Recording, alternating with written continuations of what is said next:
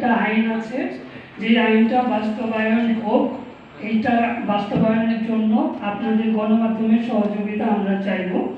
আর একটা জিনিস যেটা আমি আমাদের সাথে যে আমাদের আকিব আছেন, ও আপনারা দেখেছেন কিন্তু কি পরিমাণ চ্যালেঞ্জ সে ফেস করেছে, তাই না? যে যখন সে ডেপুটেটে গেছে, সে উত্তপ্ত, মানুষের উত্তপ্ত করার যন্ত্রণায় কিন্তু সেখানে সে টিকতে পারেনি, তাই না?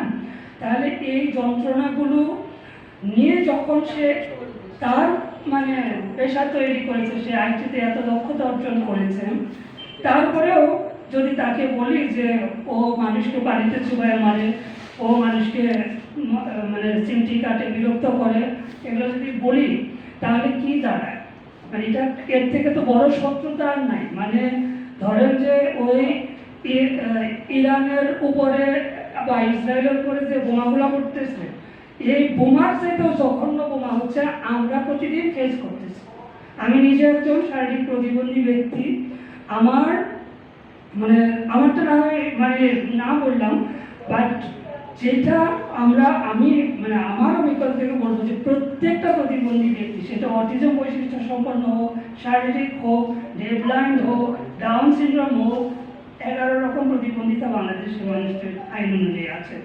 সবাই আমরা কিন্তু এই যন্ত্রণার মধ্যে দিয়ে যাই, ঠিক আছে? সকাল থেকে সন্ধ্যা পর্যন্ত, ঘুমানোর সময় পর্যন্ত।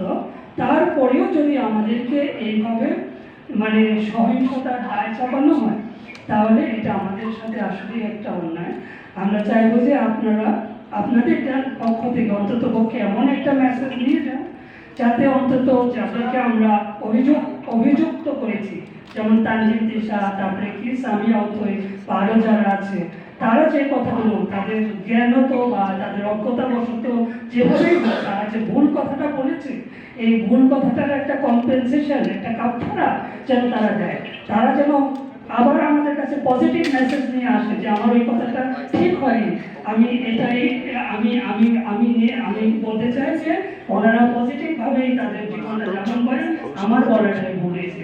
এইভাবে যদি একটা কাপড়াও মারা যায়, তাহলে অন্তত আমরা যে ক্ষতি ওনারা করেছেন মানুষকে, যে আমরা কত ভয়ঙ্কর মানুষ, এটা বলার মাধ্যমে সেই ক্ষতিপূরণটা হবে। কেমন? এটাই আজকে আমার পক্ষ থেকে বলা ছিল। তাদের সবাইকে ধন্যবাদ। ধন্যবাদ রেজাল্ট করেছে ভাইয়া। আজকে